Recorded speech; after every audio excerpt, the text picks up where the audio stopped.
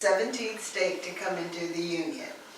The family that built this house were part of early settlers who got here at about the time Ohio was becoming a state, coming from Connecticut. This land was owned by Connecticut, by the way. And it wasn't Cleveland at the time, it was East Cleveland Township. Cleveland was a swamp down by the river where people were dying of malaria, so this was high ground and healthy ground. And the Cozads moved out here and owned most of what we call University Circle today. So here's a picture of the Cozads.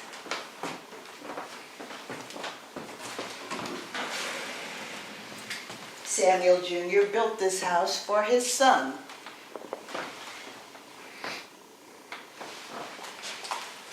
They themselves were a family from France, fugitives coming to America. They were Huguenots, and they weren't very popular in France.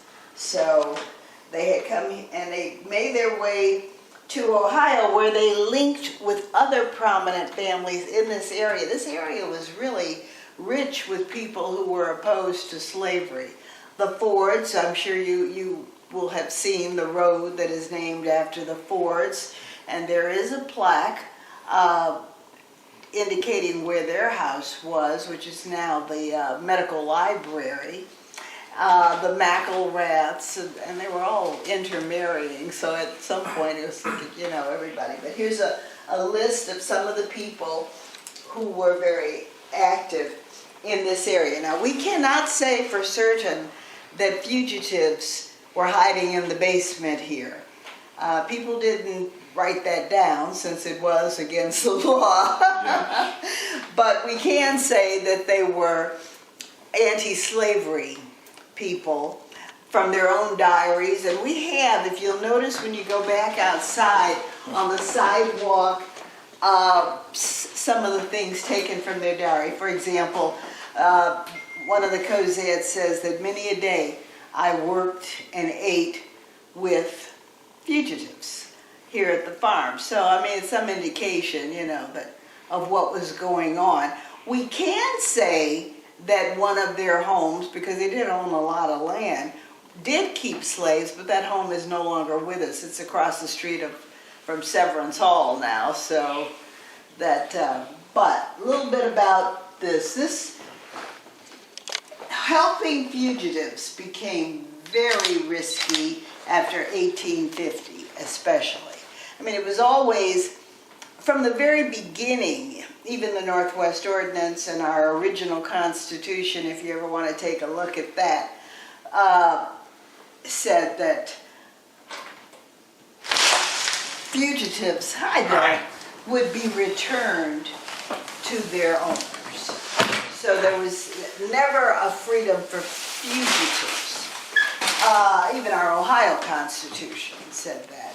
We don't want slavery, but we will return fugitives to their rightful owners. That's what Charlie's play is about, the Sarah Lucy Bagby.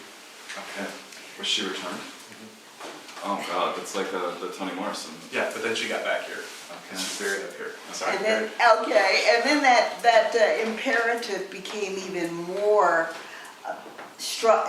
much stronger after 1850.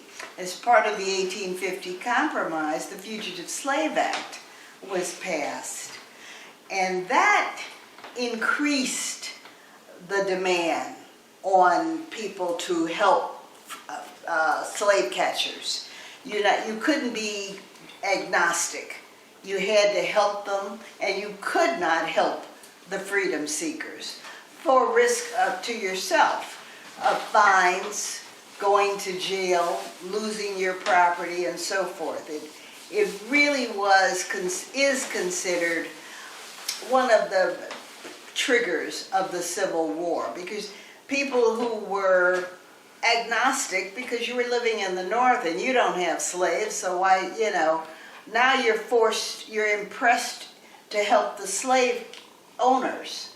Yeah. You're forced to do that. So that was a major trigger. And here's a map of Cleveland at that time behind you. And as you can see, it was a smaller space, and it's hard to imagine malaria being such a problem in downtown Cleveland. But it was a map of Cleveland showing some of the places that where people who were active in the anti-slavery movement worked. For example, John Brown. And we've marked them.